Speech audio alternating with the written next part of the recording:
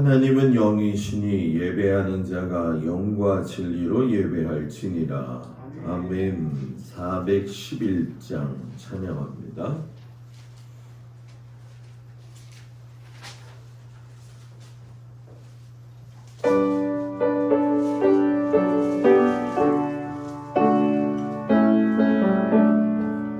아내 맘속에 참된 평강이 있네. 주 예수가 주신 평화 시험 닥쳐와도 흔들리지 않아. 어디하던 이 평안아 주가 항상 계셔 내 맘속에. 주가 항상 계셔 기쁘다. 주 나의 맘에 계셔 위로하시네. 어찌 내가 주를 떠나 살까. 희귀한 평화 내가 겪어보니 내 슬픔이 사라지고 맘의 기쁨 넘쳐 주를 찬양하네. 평안에 있는 예수 주가 항상 계셔 내 맘속에.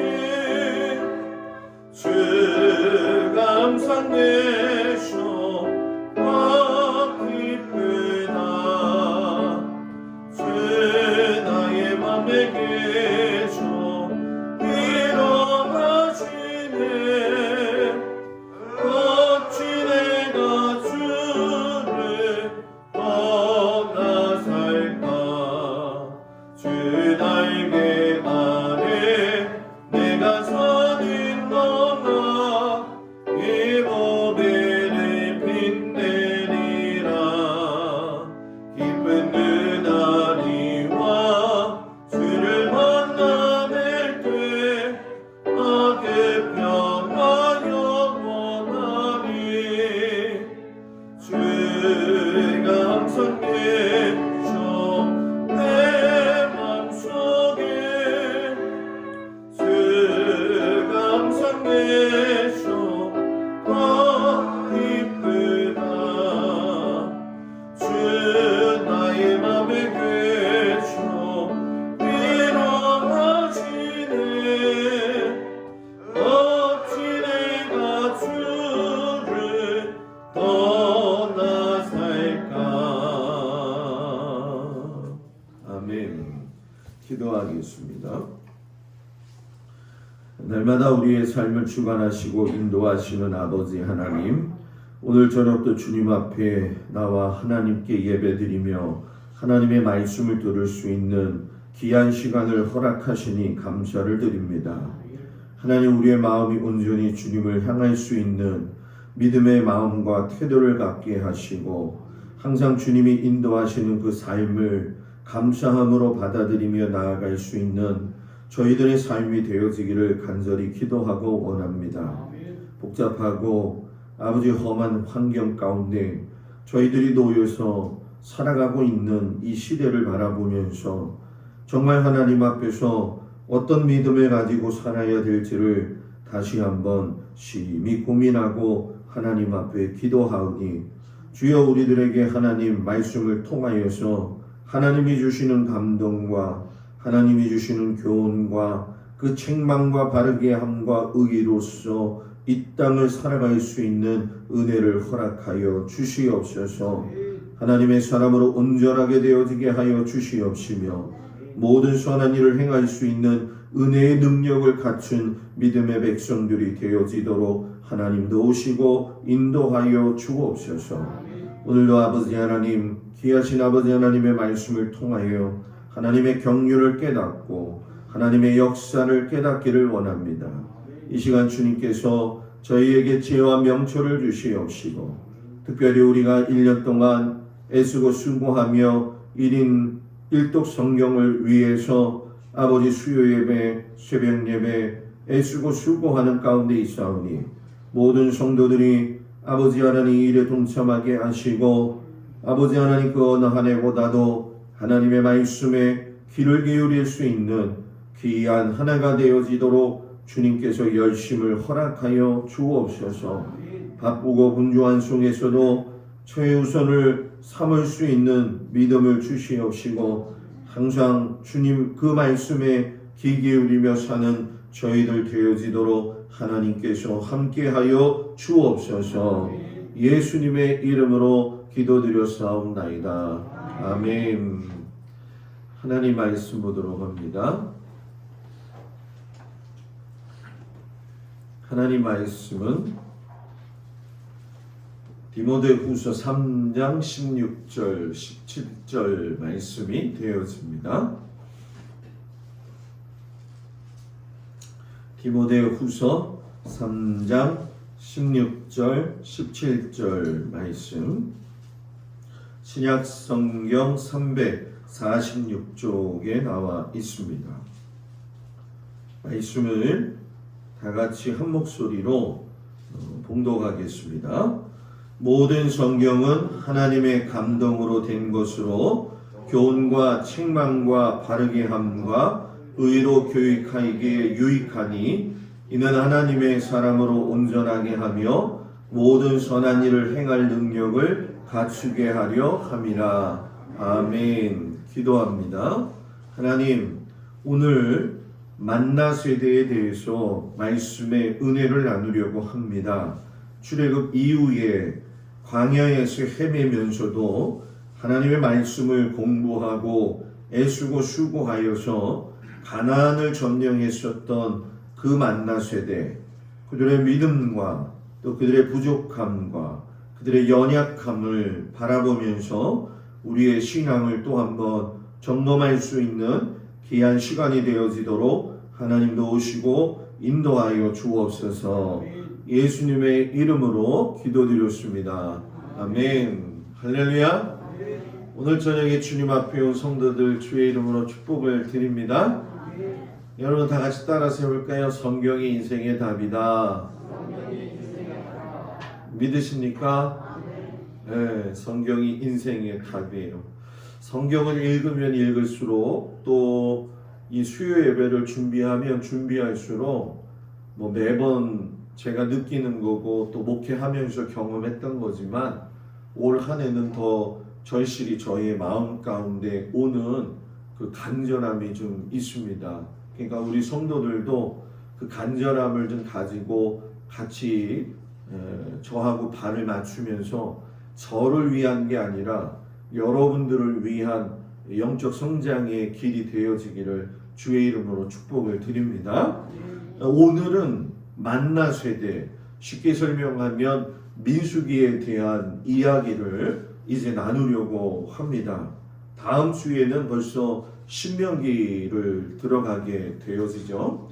이 출애굽 세대, 만나 세대, 이런 단어는 실상 성경에는 없지요. 그런데 우리가 듣기에 편하고 이해하기에 쉽게 하기 위해서 출애굽 세대하고 만나 세대라고 구분을 지었죠. 이 출애굽 세대하고 만나 세대에 구분되어지는 중요한 사건은 바로 이 가데스 바네아 사건이 되어집니다.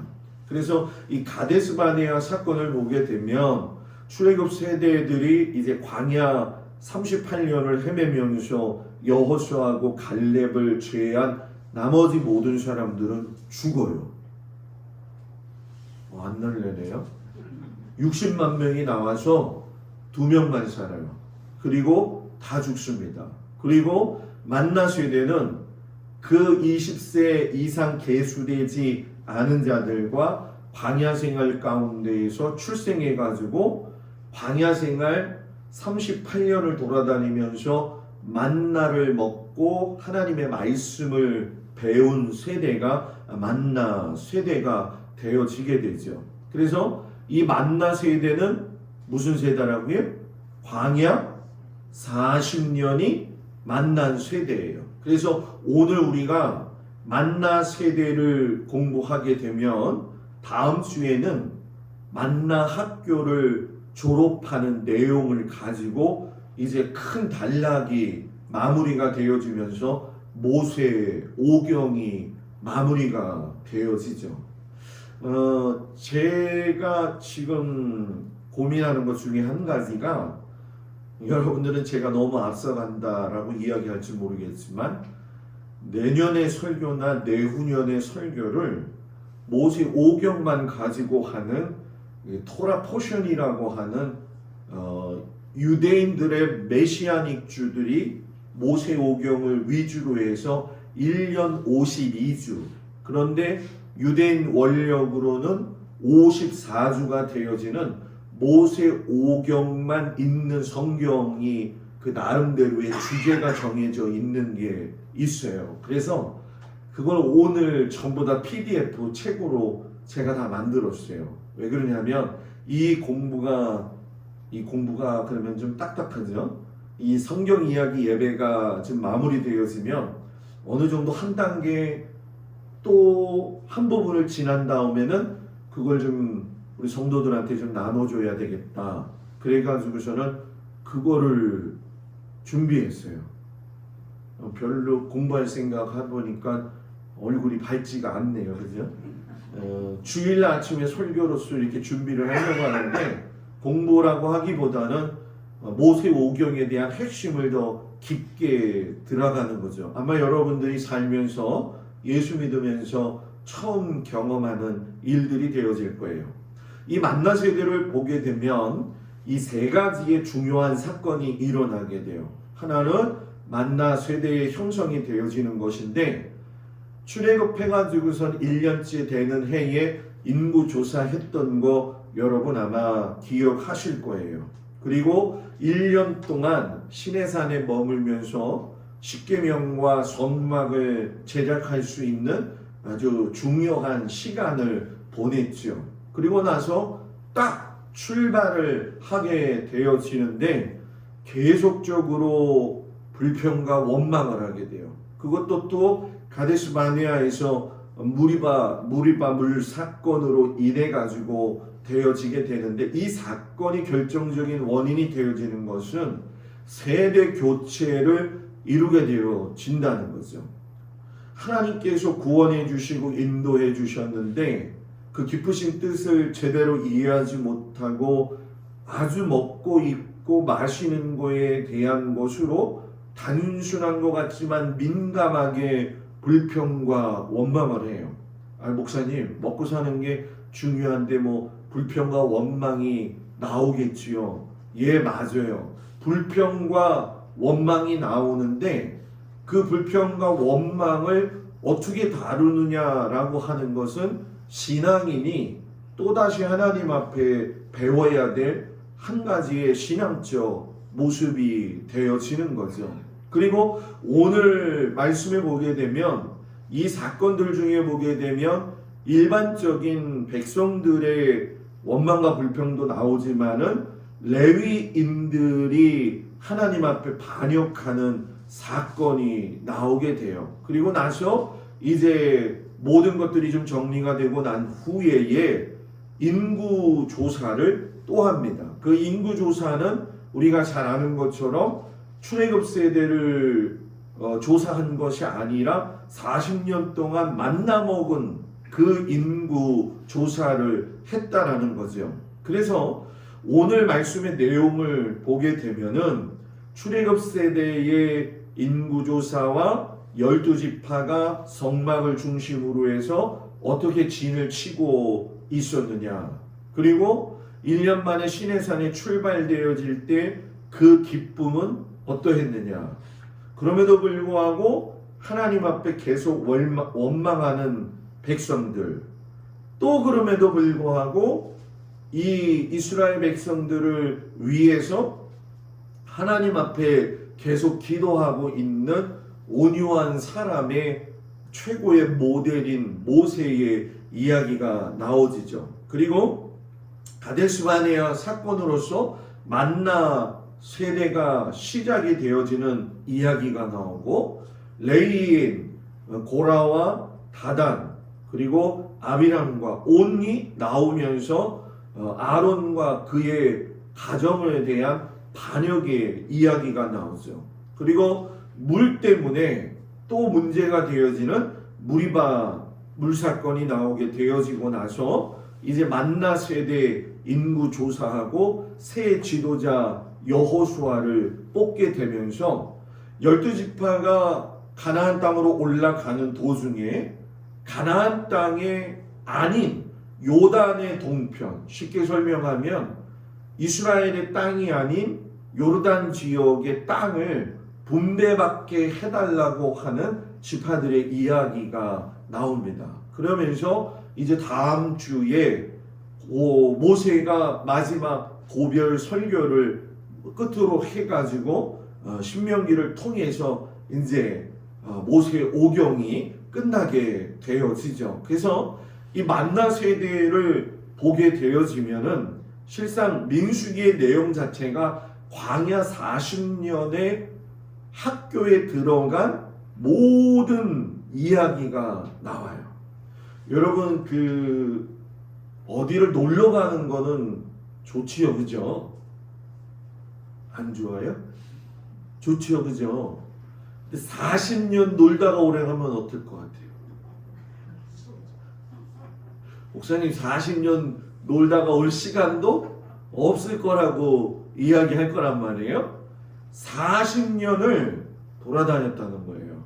그래서 시내산을 지나가지고 가데스바네아라고 하는 곳에 갔다가 정탐꾼의 잘못된 보고로 인해 가지고서는 광야를 거기서 뺑뺑뺑뺑 도는 거예요. 군대 가면은 뺑뺑이 돈다고 이야기하거든요. 그게 그대로 이루어집니다. 여러분 지도로 보면요 얼마나 한심한지 몰라요. 왜냐하면 12일이면 갈 길을 몇 년? 40년.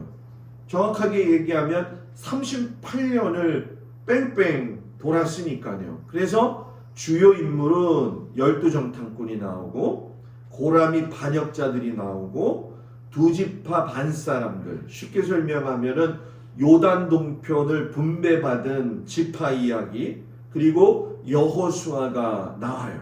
자, 좀 더 쉽게 설명해 볼까요? 출애굽 세대는 애굽에서 나온 사람들, 그리고 만나 세대는 출애굽 세대들이 낳은 뭐예요? 자녀들. 출애굽 세대는 노예 근성이 있어 가지고선 하나님이 말씀을 주셨는데도 그 말씀에 대한 교육을 제대로 받지 못해 가지고서는 금송아지를 만들어 가지고선 하나님께서 세우시고자 했던 제사장 나라의 거룩한 시민이 되어지는 것을 깨트리는 그런 아주 부족한 일을 했죠. 그런데 이 사람들의 또 하나 잘한 점은 뭐냐면 6개월 동안 성막을 제작한 일은 잘했다라는 거예요. 그리고 만나 세대는 아까 말씀드린 것처럼 출애굽해서 1차 인구 조사 때 20세 미만으로 계수되지 않았던, 그리고 광야에서 태어난 사람들이 만나 세다라는 거예요. 이 출애굽 세대의 특징이 있다고 한다면 뭐라고요? 원망을 입에 달고 살았다.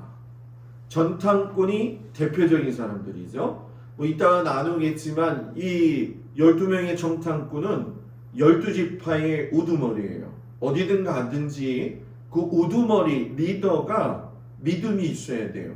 교회도 마찬가지 아니겠어요?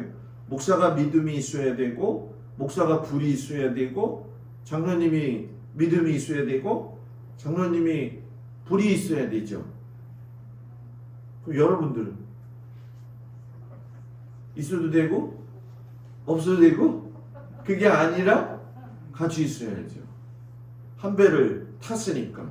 그래서 이 만나 세대는 광야에서 만나를 먹는데, 여러분 이 만나가 이건 하나님의 은총이죠. 거저 하나님이 먹여주시고 입혀주시죠. 그리고서 또 뭐가 먹고 싶었어요?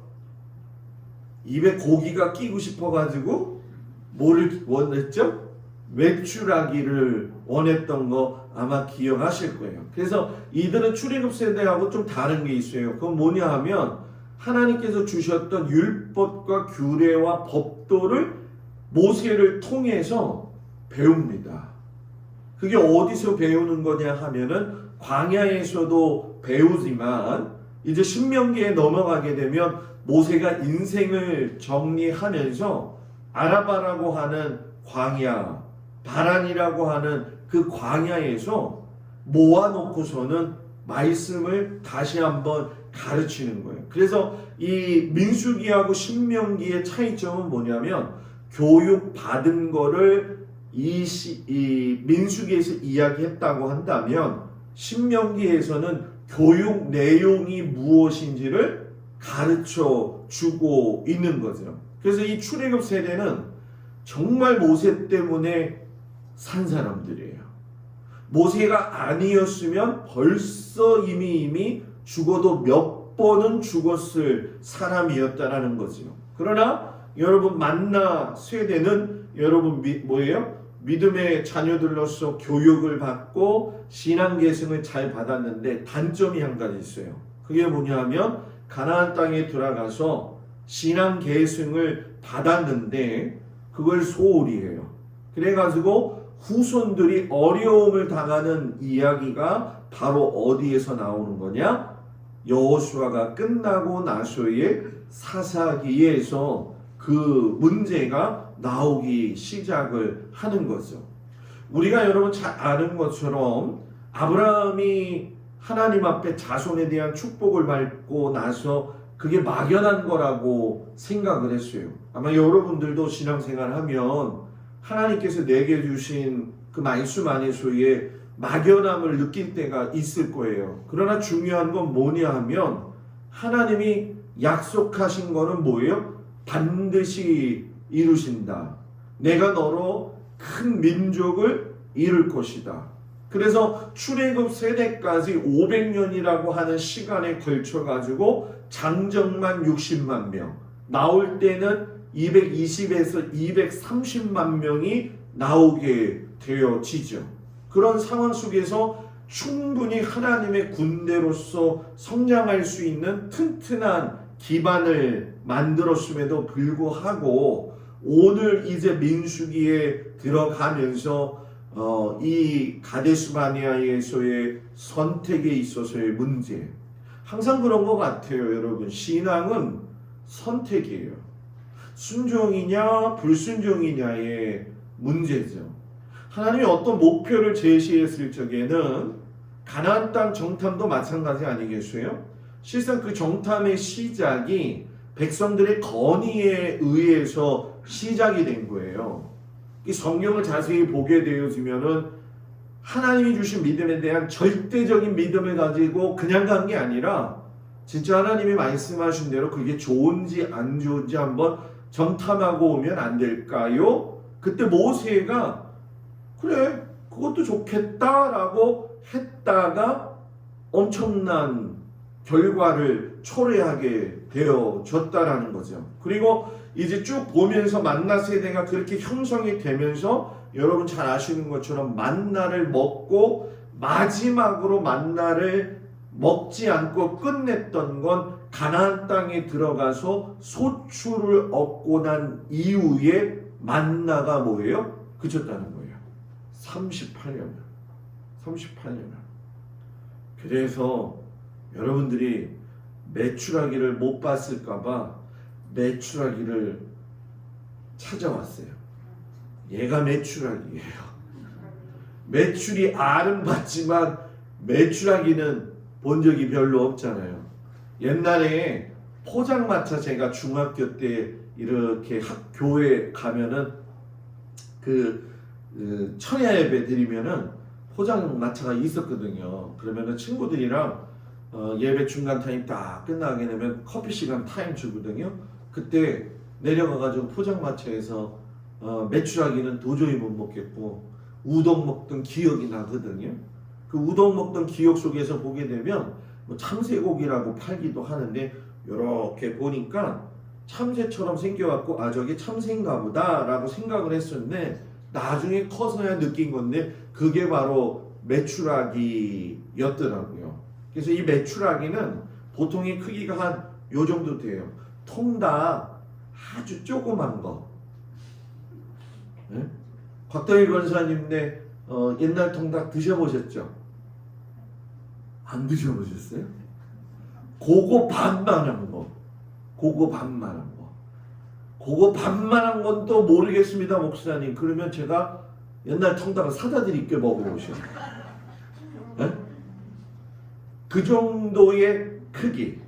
그리고 지금 이 여인이 바구니에다 올리고 이 사람들이 밑에서 줍고 있는 모든 이런 좁쌀 같이 생긴, 성경에서는 가시와 같이 생겼다라고 했던 뭐예요? 만나가 되는 거죠. 그 만나는 여러분 뭐예요? 달았다 이렇게 이야기를 하잖아요. 그래서 여러분 이 민수기를 보면 이 민수기 이 영어 이름이 넘버예요.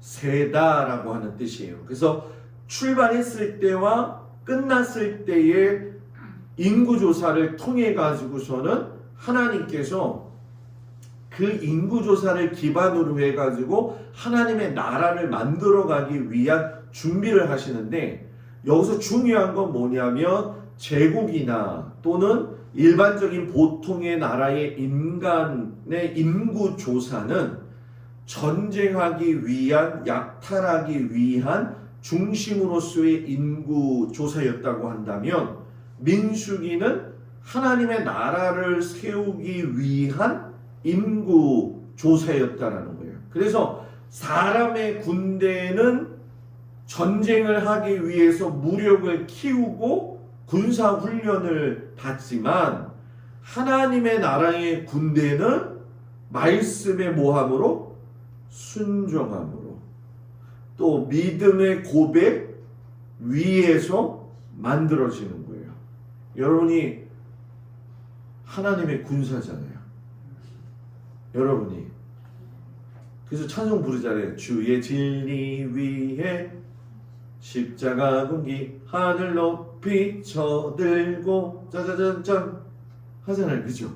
그러니까 이 하나님의 군대가 되려면 하나님의 말씀에 순종을 해야 되는데 여러분 우리가 신앙생활 하면서 좀 착각할 수 있는 게 뭐냐면 말씀이 하나님의 말씀에 순종하는 거예요. 사람이 하나님의 말을 인용해 가지고 하는 거에 순종하는 게 아니라 그래서 성경을 아는 것이 중요하고 읽는 것이 중요하다라는 거죠. 그리고 가장 중요한 건 이 모든 인구조사의 가운데 있는 건 언약궤 중심의 진배치였다라는 거예요. 그래서 여러분 이제 첫 번째 인구조사를 했을 때에 이제 두 번째 인구조사를 해보니까 개수 결과가 나왔어요. 싸움에 나아갈 만한 20세의 남자가 60만 3,550명 1개월 이상 된 레이지파 남자 몇 개월? 1개월 1년이 아니라 20세가 아니라 1개월 왜 다를까요? 제사장이 되어지는 그 레이지파로서 돕는 자들은 1개월 이상부터 레이기 하나님의 법을 공부해야 되기 때문에 그래서 22,000명이 되어져요. 그리고 레이 지파를 제한 12지파의 장자가 22,273명 레위인이 부족하죠. 왜? 12지파의 장자가 22,273명인데 1개월 이상 된 레이지파 남자가 22,000명이니까는 273명이 모자래요. 레위인이. 그래서 하나님이 속전값을 내라 너희들. 이 속전값이 뭐냐? 여러분 쉽게 얘기하면 이거예요. 6월절이 출애굽의 사건이 있을 적에 하나님께서 모든 백성들의 장자들을 살려주셨죠. 그런데 백성들의 장자만 살려주셨어요? 짐승의 초태생까지 다 살려주셨어요. 그러시면서 하나님이 레위 지파가 모자라니까 너희가 그 초태생과 장자는 내 것으로 이야기했던 것처럼 레위 지파는 장자 지파로서 하나님의 일을 해야 되기 때문에 그 속정값을 한 명 계수해서 273명의 돈값을 지불하라고 했던 거죠. 그래서 여러분, 하나님이, 제가 이거 공부하면서 또 준비하면서, 야, 하나님은 계산이 정확하시는구나, 그걸 느꼈어요. 그리고 레위 지파 중 30세에서 50세의 남자가 이제 8,580명이 남게 되어졌죠. 그래서 인구를 보게 되면, 자, 야곱의 아들에서 12지파가 나왔어요.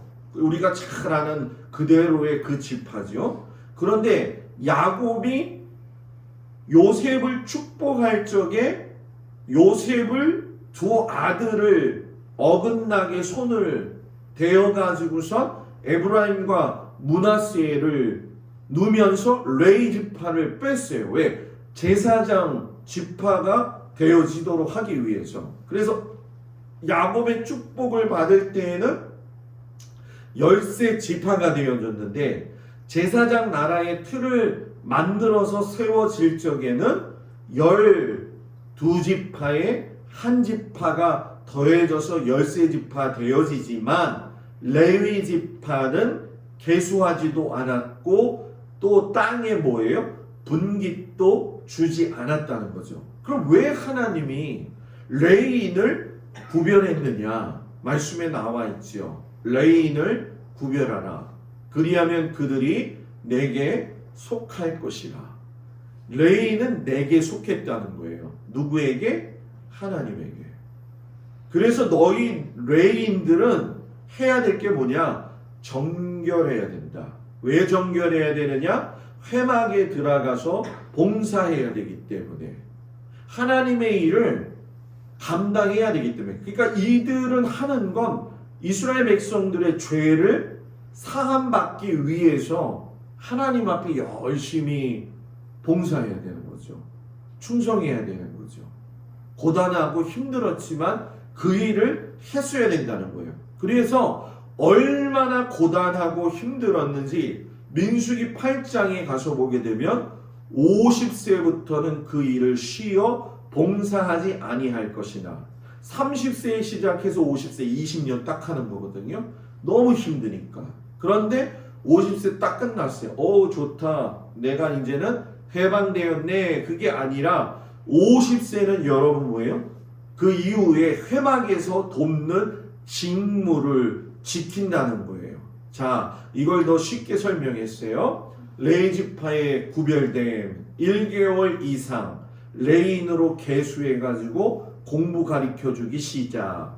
25세에서 30세에 회막 봉사하는 수습, 견습 사람이 되어지죠. 30세에서 50세 현역으로 열심히 회막에서 봉사. 50세 이후에는 뭐예요? 조력자, 회막 봉사를 돕고 후임 양성교육. 그러니까 요 1개월부터 30세까지의 사람들을 가리켰다라는 거죠. 그런데 12지파하고 다른 점은 20세에서 60세까지는 현역이에요. 12지파는. 그래서 12지파가 헌물 드리는 기간이 끝나고 난 다음에 12지파의 모든 사람들이 레위 지파에게 안수했어요. 무슨 안수일까? 지난번에 새벽기도 때 참석하신 분들은 제가 이 부분에 대해서 이야기를 했는데, 그게 뭐냐면, 저도 이거를 한번 해봤어요. 연초에 목사를 가운데다 두고 그 교회의 시무장로님, 원라장로님, 권사님 대표, 집사님 대표, 여순교회 회장, 남순교회 회장이 나와가지고 목사님 어깨 위에다가 손을 얹고 축복기도 해주는 그런 의미라는 거예요. 뭐 하라고? 뭐 하라고? 왜 제 어깨 위에다가 손을 얹고 여러분들이 기도해요? 시켜서? 왜? 하나님 목사님에게 은혜와 지혜와 총명과 성령의 충만함을 주셔서 목회에 전념하고 잘 할 수 있는 은혜를 주옵소서. 그거예요. 내년에 우리 신년 초에 한번 해봅시다. 신년 초에 굉장히 여러분 은혜스럽습니다. 목사가 여러분들한테는 머리 위에 안수하지만 여러분들이 언제 목사님 붙들고선 기도해 본 적이 있어요? 그죠? 그냥 이렇게 멀리나마 집에서 밥 먹다가 생각날 적에 목사님, 또 새벽 기도 하다가 저 생각날 때 목사님 위해서 기도하시잖아요. 그죠? 한 명만 하네. 아까 김홍렬 권사님 전화 왔어요. 가자마자 지금 이제 3일째 금식 기도했는데 굉장히 병 간호하는 사람 그 사람 구하는 것 때문에 너무 힘들었거든요. 가가지고 첫날 기도하는데 간호하는 요양사 문제가 해결이 됐어요. 남이가 좀 해결이 되면 좀 아멘 좀 해주면 안 되나? 네? 아주 착한 그 요양사가 해결이 됐어요. 두 번째 기도 제목, 아들을 어떻게 데리고 올 건가? 올해 10월 달쯤에 동국대 병원에 가서 검사하고 난 이후에는 아들로 이제 집으로 데려올 거다. 두 번째에 대한 응답 받았어요. 그래서 제가 그랬죠. 저 자꾸 물이 새가지고 저는 물병 바꾸는 것 때문에 전화 왔다가 오늘은 지금 뭘 기도하세요? 그랬더니 목사님 나 솔직히 고백하는데요. 기도 딱 들어가는데 옆에 냉면집이 있더라는 거예요. 근데 냉면이 너무 먹고 싶더라는 거예요. 근데 자기는 지금 뭐 하러 가는데? 금식 기도하러 가는데. 하나님 저 냉면. 그리고선 그 기도 하자마자 하나님이 딱 입 닫아 놓고서는 그때부터 배가 안 고파진다고 이야기하시면서 제가 그럼 오늘은 뭐 할 거예요? 그랬죠. 그랬더니 오늘은 동막교회와 목사님을 가정을 위해서 성도들의 가정을 위해서 하나님 앞에 예물 드리고 교회 위해서만 기도할 거예요. 이렇게 얘기하는 것처럼 여러분들과 제가 서로 축복하는 기도를 내년에 한번 해보자고요. 아멘. 그리고 레이지파에도 여러분 보게 되면 자손이 셋으로 나눠졌죠. 근데 원래 아론의 가정은 대제사장 가문이 되어지기 때문에 여기에는 들어가지 않아요. 그런데 이 레이지파에는 고핫이라고 하는 사람, 게르손이라고 하는 사람, 무랄이라고 하는 사람이 선택을 받았죠. 그래서 이 고핫 자손들은 뭐 하느냐? 어깨에 메고 나르는 거. 주로 뭐냐? 법계, 그리고 떡상, 또 분향단, 또 이런 등대, 중요한 성물 기구들. 중요한 건 자기들이 날릴 수는 있지만 싸지는 못한다. 싸지는 못한다. 싸지도 하니까 좀 이상하다. 포장을 하지 못한다. 포장은 누가 할 수 있느냐? 대제사장과 그의 아들들만이 포장을 해요. 그리고 옮겨지고 난 다음에 진설하는 것도 내려놓고서는 포장을 풀지는 못해요. 그건 누가 하느냐? 아론의 자손 제사장들이. 거기까지라는 거예요. 근데 다윗이 나곤의 타장에 마당에 그 언약궤 모시고 오다가 누가 죽었어요? 웃사가 죽어버렸잖아요. 뭐에다 싣고 오다가? 수레에다 싣고 오다가. 거기서 다윗이 다시금 민수기 공부하는 거예요. 하나님의 법궤를 어떻게 날라야 되는 거지? 어깨에 매야 되는 거였었구나. 그러면 게르손 자손하고 무라리 자손은 수레 2대, 소 4마리, 수레 4대, 소 8마리. 아니 왜 똑같이 줬나? 아니면은 다르게 줬나?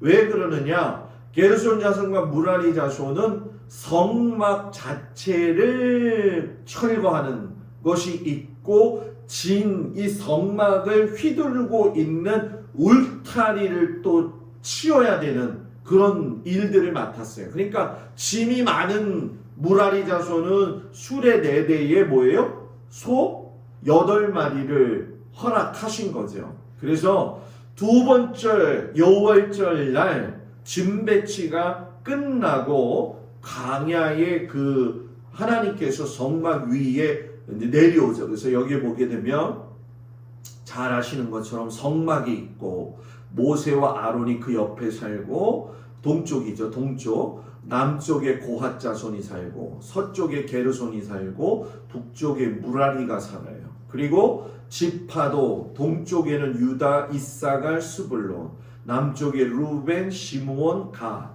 서쪽에 에브라임, 므낫세, 베냐민, 북쪽에 단, 아셀, 납달리. 그래서 이제 출발해야 되는 상황이 되어지는데 이 진영 배치를 보니까 동쪽의 세 지파는 레아의 자식이면서 남쪽의 루벤과 시므온까지가 레아의 자식들의 지파예요.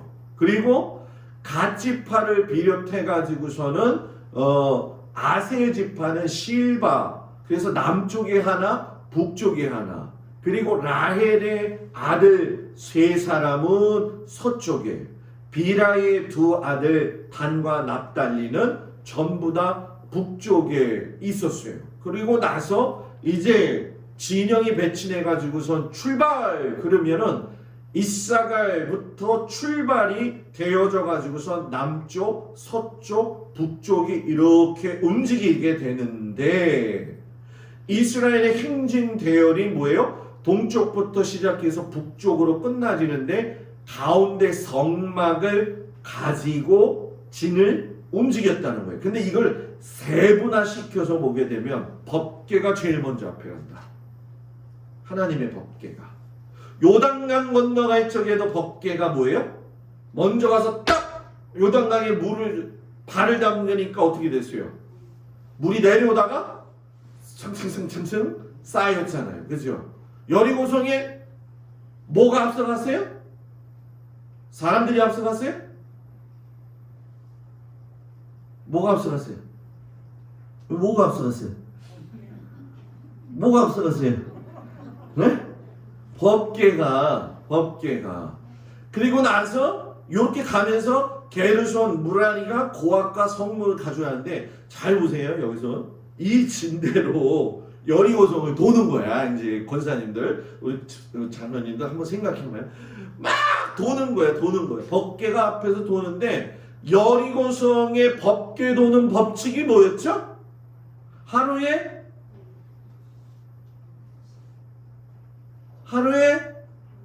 한 바퀴. 마지막 안식일날 몇 바퀴? 7바퀴. 또 한 가지 법칙이 있었어요. 세 번째. 뭐죠? 돌 때마다 이야기 해나 말라. 여러분 성경 안 봤어요? 돌 때마다 이야기 하나 마라. 이야기하지 말라고 하잖아요. 하나님이. 그리고 마지막 7일째 날 여호와의 나팔을 불고 함성을 지르라고 하잖아요. 그죠? 봤는데 다 알고 있는 건데. 그죠? 왜 하나님이 한 바퀴 돌 때 이야기하지 말라고 했을까? 여러분 봐봐요. 여러분이 저하고 동막해변을 이렇게 돌아다니면서 한 바퀴 도는 거예요. 하나님, 이 동막에 있는 모든 사람들이 교회 나오게 해주세요. 그러면 뒤에서 이제 예를 들면 이제 장로님, 권사님, 집사람들이 다 쫓아오겠지. 그러면 이제 한 사람이 그러겠지. 아이고 이렇게 돈다고 뭐 우리 동막이 뭐 다 교회에 나오겠어. 그러면 옆에서 또 그지 뭐 어떤 사람들인데 뭐 그럼 또 그 뒤에서 들었던 사람이 아유 배 타는 사람들은 나오지도 못해. 또 그 뒤에 있는 사람은 아이고 저 사람은 또 그냥 일하느냐고 바빠서 못 나와. 그 저 뒤에 가더니 끝내 나오는 말이 뭐냐면은 아유 동막교회 교인들 다 만들긴 뭐예요? 힘들어. 그리고 끝난다는 거예요. 그러니까 여리고성 돌 적에 얼마나 수많은 말들이 하고 싶겠어요. 이중성벽인데 돌면서도 이게 어떻게 무너지냐. 근데 나중에 뭐 불어요? 나팔 부르면서 뭐예요? 함성. 와 하고 소리 지르니까 그동안에 못 터뜨렸던 그 말들을 한꺼번에 터뜨리잖아요. 그죠? 그게 믿음의 고백이 되잖아요. 그래갖고 무너지는 거예요. 그래서 우리가 보게 되면 자 여기까지 와서 지금 출발한 거예요. 출발했다가 바란 강야까지 올라가가지고서는 가데스 바네아라고 하는 곳에 가게 되어진 거죠. 자, 이 가데스 바네아에 갔다가 여기가 아라바 광야, 아라바 계곡 이렇게 얘기도 하고 요 위에는 또 신광야, 요 위에서는 호르산이 호르산이다. 그게 아니라 호르산은 모세의 형 아론이 여기서 뭐예요? 죽었다라고 하는 걸 여기까지 가르쳐 드리고 계속 불평하는데 하나님이 뭐라고 이야기하시냐면 그냥 원망하는 게 아니야. 뭐라고요? 악한 말로 원망하며 악한 말로 그걸 들으시고 모세에게 부르짖음으로 하나님이 진영 끝에서 불을 탁 해가지고서는 죽이신 거예요. 왜? 니들이 불평하는데 악한 말로 해? 모세가 부르짖음으로 그래가지고서 불이 꺼지죠. 그래서 하나님이 뭐라고 이야기하냐면 모세는 온유함이 지면의 모든 사람보다 더하더라. 그러면 이 온유함이 뭐냐는 거예요, 여러분들. 온유함이라고 하는 것은 여러분 이제 민수기 11장 12장 내용이 하나님을 실망시켜드리는 모든 내용인데 이 불평하는 원망의 백성은 그때 거기 현장도 있고 오늘 이 현장에도 있다는 거예요. 그런데 이 현장과 그 현장에서 모세와 또는 목사들이 온유해야 될 거는 건 뭐냐? 히브리어로 아나빔이라고 이야기하는데 고통과 압제를 당하나 직접 보복하지 않고 하나님의 구원을 신뢰하는 믿음에 구별된 마음의 태도가 온유함이라는 거예요. 아니라 착한 게 온유함인가? 아니라는 거예요. 애굽에서도 모세는 아나빔, 온유함을 겪었어요. 왜? 바로왕의 관계 속에서 순환과 압제를 당하면서도 끝까지 기다려요. 끝까지. 광야에서의 모세의 아나빔, 백성들이 불평하고 원망해도 백성들을 직접 저주하지 않아요. 처벌해달라고 하나님 앞에도 탄원하지 않아요. 오히려 중재하는 역할을 하게 되죠. 그래서 여러분 가데스 바네아에 이르렀더니 그 온유함의 지면에 승했던 그 모세에게 사람들이 얘기를 하죠. 애굽 출발 후 1년 2개월 후가 되어지니까 시내산에서 출발한 지 2개월 후에 가데스 바네아에 도착을 했다는 거예요. 그래서 12명의 정탐, 아까 여기였죠. 너희가 다 내 앞으로 나와 말하기를 우리가 사람을 우리보다 먼저 보내어 우리를 위하여 그 땅을 정탐하고 어느 길로 올라가야 할 것과 어느 성읍으로 들어가야 할 것을 우리에게 알리게 하자 하기에 내가 그 말을 좋게 여겨 너희 중 각 지파에서 한 사람씩 12를 택하매. 자, 여기서 난센스죠. 무슨 난센스? 하나님이 이끌고 나오셨으면 하나님이 가는 대로 따라갔으면 됐어요. 그죠? 그죠? 그런데 뭐예요? 얘기를 듣다가 보니까 그래 그 말이 맞는 것 같아. 그래서 그냥 한번 올라가. 그래가지고선 이 가데스 바네아가 요 밑에 부분이에요. 헤브론으로 올라가서 세겜이라고 하는 곳으로 올라가서 요단강 근처하고 갈릴리를 보고 두로와 시돈 이 정도 높이면은 어디냐면은 이스라엘의 맨 북부 지역이 되어집니다. 여기는 이쪽 라인은 전부 다 비옥합니다. 굉장히 비옥해요. 그래서 아주 소출도 많이 일어나고요. 갈릴리 바다는 뭐 이루 말할 것도 없거니와 요단강을 위주로 해서 이제 사해로 나여 가게 되면은 이제 죽은 물이라고 이야기하지만 굉장히 광물들도 많이 나는 그래서 실과들을 가지고 오지요. 그런데 가나안 족속이 여기 보게 되면 시돈 족속, 바산 족속, 가나안 족속, 브리스 족속, 히위 족속, 암몬 족속, 아모리 족속, 여부스 족속, 헷 족속, 겐 족속, 아말렉 족속, 모압 족속, 에돔 족속 다 들어봤죠. 그죠? 요렇게 진치고 있어요. 여기서 바산 5개 왕국의 왕은 여러분 아낙자손의 후손이었어요. 아낙자손의 후손. 아낙자손의 후손은 네피림의 후손이 되어져요. 성경에 보게 되면 네피림이 나오죠. 창세기에 엄청난 거인의 모습을 가지고 있는. 그래서 이 바사나 옥도 옥의 이 왕도 키가 한 4m 30에서 5m 정도 됐대요. 아니 왜 안 놀래는지 난 참 4m 30에서 5m 제가 1m 77이에요.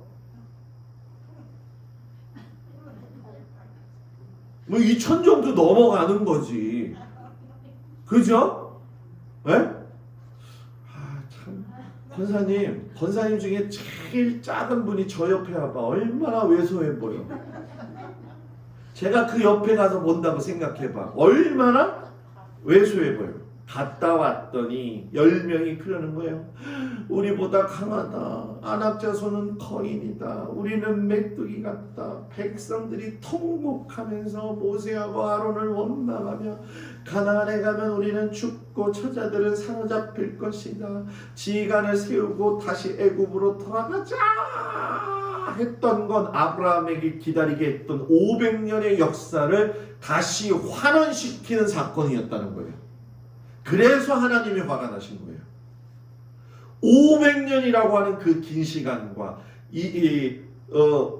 이스라엘 백성들을 끌고 나와서 지금까지 제사장 나라 만들려고 그렇게 데리고 왔는데 야 메뚜기 같아요. 이건 뭡니까? 실패가 당연하다는 패배의식, 메뚜기와 같다는 열등감, 사실보다 관점을 어떻게 갖는 것, 해석이 중요한데 훈련되지 않았다는 거예요. 이게 여러분 우리 성도들 우리들의 모습이에요. 우리가 신앙생활 할 적에 사회생활 속이든 교회생활 속이든 믿음생활 속에 이거를 관리를 잘해야 돼요. 관리를 잘해야 돼요. 나 예수 믿는데 나는 맨날 왜 이럴까? 패배의식. 나는 저 사람보다 못해. 왜 저 사람보다 난 더 못했을까? 왜 저 사람보다 난 더 못생겼을까? 뭐 이런 거. 예?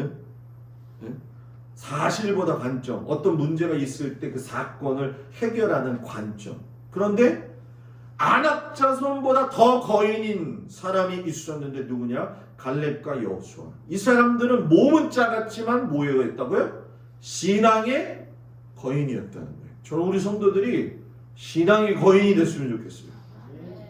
신앙의 거인이 되기를 축복합니다. 그 아낙자손이 사람은 요만해. 아낙자손은 이만해. 그래가지고 막 뒤졌더니만 아낙자손 유골들이 나오는 거예요. 이걸 보고도 놀라지 않으면은 이게 사람이라니까 권사님들. 이 사람도 사람이고 이것도 사람이야. 근데 아낙자손은 이렇게 컸다는 거예요. 그래서 놀라지 않을까봐 하나 더 준비했어요. 이게 아낙자손이라는 거야. 지금 조은자 권사님의 얼굴은 저 흉측한 거 이렇게 쳐다보는 것 같아. 얼마나 커요. 그죠? 그죠? 이런 사람이 와가지고 그래서 여러분 미드라시에 보게 되면 이스라엘 정탐꾼들이 가나안 땅에 들어가 가지고서는 막 돌아다니고 있는데 거인이 오는 소리가 쿵쿵쿵쿵쿵 나가지고서는 어디로 숨어야 될까 이렇게 보다가 저기 동굴이 있길래 동굴에 들어갔더니 그냥 여러 가지 길이 있더라는 거예요. 그래서 그 동굴에서 숨어가지고 살아가지고 나왔는데 나중에 보니까 그 동굴이 안악자손이 먹고 버렸던 사과야. 한 입 먹고 버렸던 사과. 그래 그게 동굴이라고 생각하고 글로 도망갔다고. 그렇게 컸다고. 제가 지금 사과를 먹고 땅에다 버리면 개미들이 동굴이라고 생각하겠지. 그죠? 그죠? 제가 뭐 먹다가 버렸는데 지네가 요만한 게 들어갔다고. 지네가 더 편하겠다. 지네가 들어가면은 그게 동굴이다 생각하겠지. 그죠? 네? 그 정도였다라는 거예요. 그래서 하나님의 결론이 뭐였냐? 너희가 내 500년 계획을 무효해? 이거는 불신앙 정도의 사건이 아니라 너 안 돼. 하나님의 역사를 맡겠다는 거예요. 이거는 결론. 출애굽 세대 너희들은 다 죽어야 돼. 참 안타깝죠. 그죠? 여분네 아들 여호수아 갈렙 그래 너희들은 들어가. 왜? 믿음과 순종이 보는 시각이 다른 너희들은 영적 거인들이기 때문에. 그리고 출애굽 자녀 세대만 들어가. 이 일이 일어났으면은 여러분 얼마나 힘들었겠냐는 거예요. 그런데 이 상황 속에서 레인들이 또 반역을 해. 나답과 아비후가 불로 인해서 죽었잖아요. 그때 왜 그랬냐면 이 제사장 직분을 특권의 차원으로 생각하고 예배를 쇼라고 생각했다. 아마 기억나실 거예요. 제가 이야기한 거.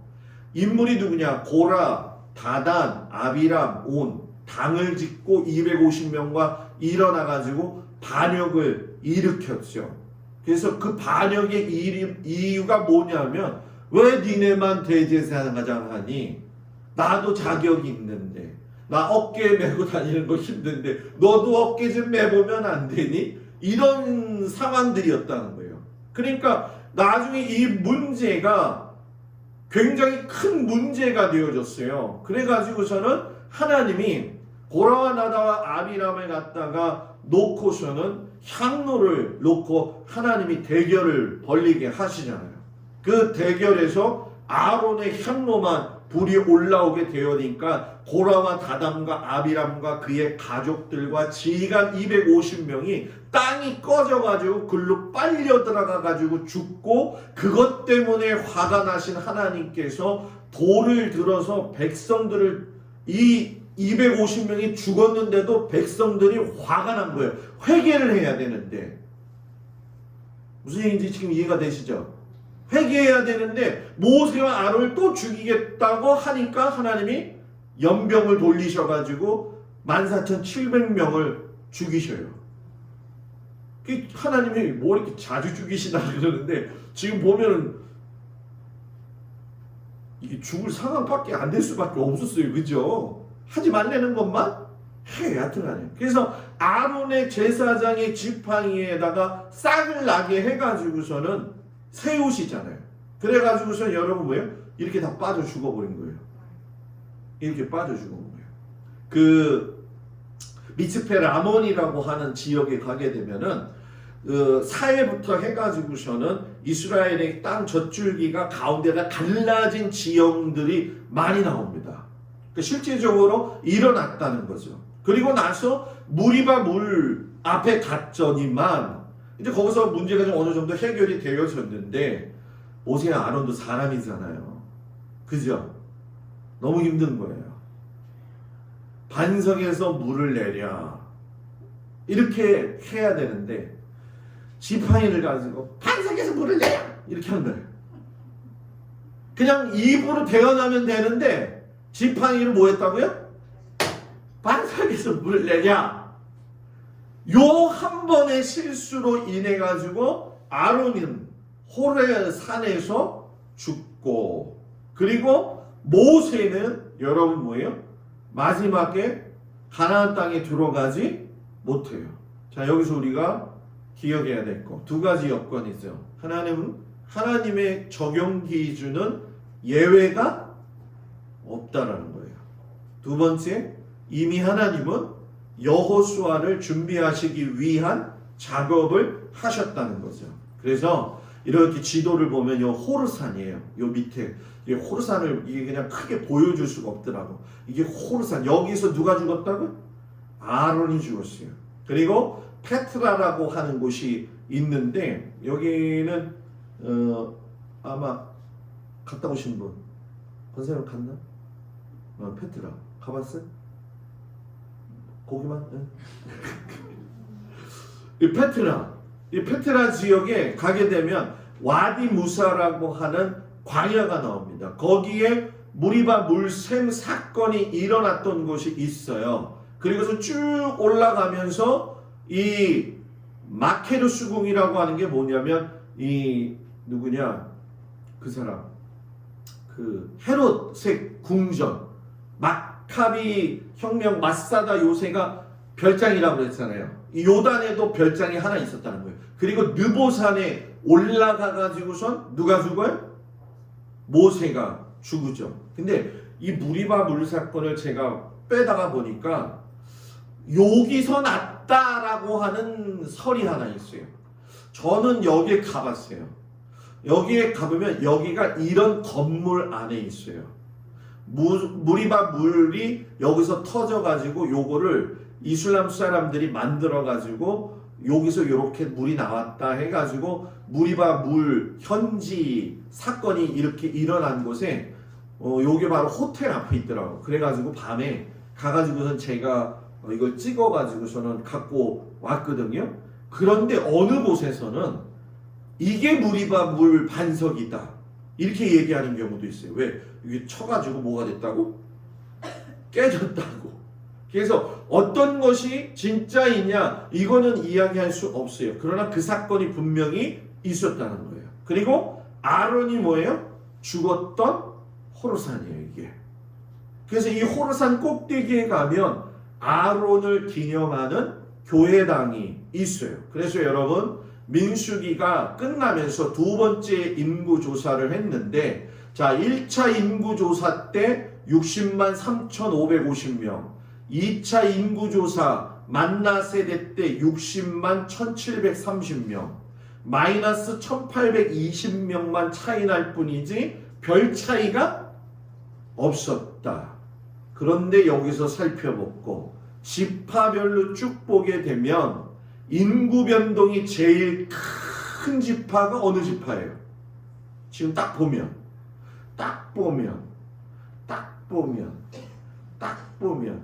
무슨 지파예요? 딱 보면 예? 딱 보면 시므온 지파. 시므온 지파가 1차 인구조사 때 59,300명이었는데 2차 인구조사 때 22,200명이 돼요. 그래서 37,100명이 죽은 거예요. 많이. 왜 많이 죽었을까? 왜 많이 죽었을까? 여러분 아시죠? 엘르아살의 아들 비느하스가 바알부월 사건이 일어났을 적에 여자를 데리고 와서 음행했던 사람이 시므온 지파의 족장이었어요. 그때 비느하스가 그 여자와 시므온 지파의 족장을 창으로 내려쳐가지고 두 남녀의 배를 관통시켜서 죽였잖아요. 그때 참가했던 시므온 지파 사람들이 무지 많이 죽은 거예요. 이게 우리가 참 잘 알아야 돼요. 그죠? 거의 다 끝날 때 됐어요. 그래서 요단 동편을 이제 쭉 올라가면서 분배를 하게 되어지는데 자 여기 보게 되면 갈릴리 호수가 있죠. 분배받았던 지파가 루벤 지파, 갓 지파, 므낫세 지파예요. 그런데 므낫세 지파가 두 군데가 되어지는데 여기서 루벤과 갓, 므낫세 반지파가 요청을 한 이유가 있어요. 그게 뭐냐면 우리는 모축업을 하기 때문에 이쪽을 주시면 저희가 굉장히 목축업하기에 좋습니다. 그러니까 모세가 화가 나는 거죠. 왜? 야, 여태까지 이러고 올라왔는데 니들이 그럴 수가 있어? 그랬는데 이들이 또 역이용을 해서 약속을 해요. 요단 서편을 점령할 때까지 우리가 여기에 머무르지 않고 선두에 쓰겠다. 그래가지고서 진짜 선두에 서요. 그래서 여호수아를 제일 많이 도와줘가지고선 마무리 시켜요. 그런데 목사님, 이렇게 지파들이 있는데 어떤 땅은 크고 어떤 땅은 조그마하고, 요 단지파 같은 경우는 요거밖에 안 주고, 요 베냐민 같은 경우도 요만큼밖에 안 주고 말이에요. 그죠? 유다 지파는 또 이만큼 주고, 또 시므온 지파는 이만큼 주고. 왜 그랬을까요? 아까 여러분 이야기했었잖아요. 지파별의 인구조사가 끝났을 때에 인구의 숫자에 맞는 땅을 줬어요. 자, 쉽게 얘기할게요. 인구가 많은데 적은 땅을 주면 소출이 적으면, 인구가 많으면 다 먹지 못해요. 그죠? 인구가 적으면 많은 땅을 주면 소출이 많아도 남아요. 그러니까 하나님이 너희가 먹을 것과 하나님 앞에 제사 제물 드릴 것을 그 지파의 숫자와 동비례하는 땅을 너희들에게 뭐예요? 주겠다라고 하신 거예요. 하나님이요, 정확해요. 그래서 저는요, 이 말씀을 딱 보면서 느낀 게 있어요. 그래, 이왕 믿음 생활 할 거면 믿음을 크게 갖자. 주시옵소서를 말로만 주시옵소서가 아니라 주시옵소서 하고 크게 소리 지르고, 달라고 하는 걸 분명하게 얘기하면 하나님이 뭐예요? 그만큼의 땅덩어리를 허락하신다는 거예요. 자, 여러분 마무리를 하면서 하나님이 이렇게 이 민수기를 마무리하면서 느끼는 게 뭐예요? 아, 하나님의 선한 뜻 가운데에서 우리가 정말 잘 가면은 좋겠구나 하는 그런 마음이 들죠. 여러분들 그런 믿음의 사람들이 되기를 축복합니다. 오늘은 한 가지를 좀 더 보여드릴게요. 자, 먼저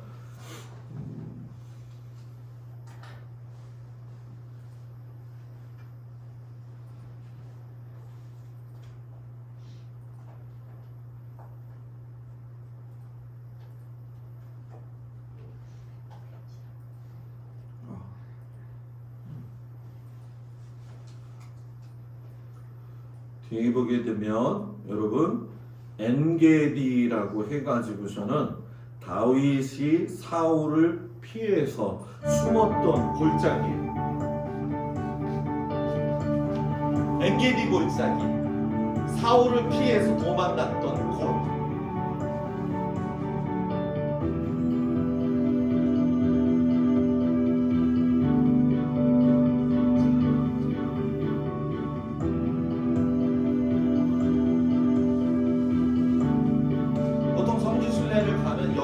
조망만 하지 올라가진 않아요. 올라가면 3시간 걸려요.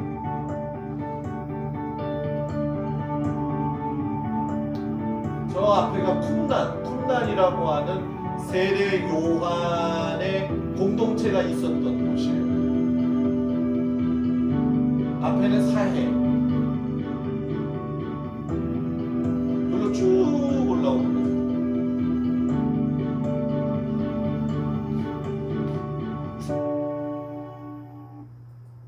자, 여러분 이거 한 번만 잠깐 보고 마칠게요. 자, 여기 이게 이런 거 처음 보실 텐데, 자, 이게 지구죠, 그죠? 지구가 아니에요? 자, 지구죠, 그죠? 우리나라는 여기에 있어요, 이렇게. 근데 자, 이렇게 가게 되면 이스라엘에 도착을 하게 되는데, 자, 여기 숲곳에서 출발을 한 거죠. 그리고 쭉 돌아가서 보게 되면 이 밑으로 요 시나이 반도라고 이야기를 해요. 그래서 쭉 이렇게 가까이 들어가서 보게 되면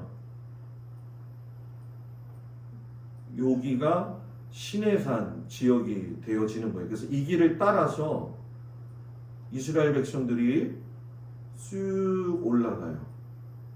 쭉 올라가서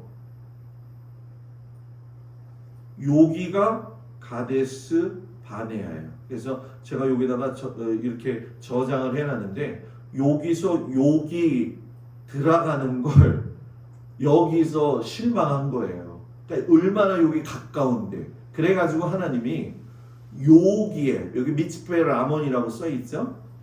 여기 미츠페 라몬이라고 하는 곳인데 여기 가서 이렇게 보게 되면 미츠페 라몬이 이런데 이렇게 보시게 되면은 돌들이 갈라지듯이 이런 초목도 있고 굉장히 유명한 곳이죠. 여기가 사냥들이 있고 조금 더 좀 가볼게요. 이렇게 산 위로 내려가서 위에서 보면 그 그랜드 캐년의 아주 조그만 모습 정도에 있는 장소예요. 그래서 이 미츠페 라몬 쪽에서 쭉 보시게 되면 요렇게 골이 튀어져 있는데 여기가 아라바 바란 광야가 되어지는 거죠. 그리고 나서 이제 이쪽에서 다음 주에 신명기 공부를 여기서 모세가 가르치고 이제 죽게 되어지는 겁니다. 그래서 요건 제가 시간이 될 때 여러분들한테 여정으로 이렇게 보여드리도록 하겠습니다. 기도하겠습니다. 하나님 아버지 감사합니다. 주의 은혜와 사랑으로 오늘도 말씀 가운데 함께하여 주심을 감사드립니다. 우리가 더욱더 믿음의 생활을 잘 감당할 수 있는 은혜를 주옵소서. 예수님 이름으로 기도합니다. 아멘. 할렐루야. 우리 옆 사람하고 인사 나눕니다. 샬롬. 얼마나 많이 힘드셔요, 그죠? 수요일 날마다. 예전 같으면 그냥 등어리든 같이 뜯어 드리고 그러면 좋겠어요. 그런 날이 빨리 올 거라 믿습니다. 우리 한정수 장로님이 3월 2일 날 수술을 하게 되십니다. 그러니까 기억을 좀 해주시고 같이 기도해 주시고요. 김희진 권사님은 이제 음성 판정이 다 되어져서 자가 격리가 풀려졌습니다. 그래서 많이 좀 고생을 좀 했어요. 그래서 지금 몸 추리고 있는 단계고 이번 주 주일날은 사순절이 다음 주 수요일부터 시작이 되기 때문에 여러분들한테 묵상집과 더불어서 이 십자가 드리면서 우리 사순절을 준비하는 그런 시간을 갖도록 하겠습니다.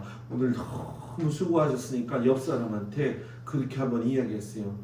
참 듣는데 수고하셨어요.